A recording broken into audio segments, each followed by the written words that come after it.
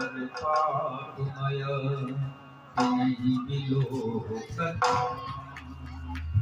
कोटि नेत्र बसनाग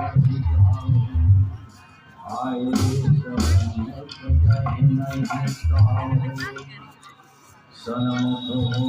जीव मोहि पाए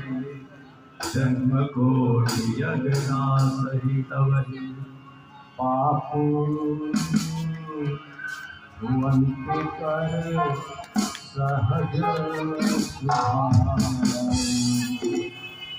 भजन मोहित सावन काऊ जो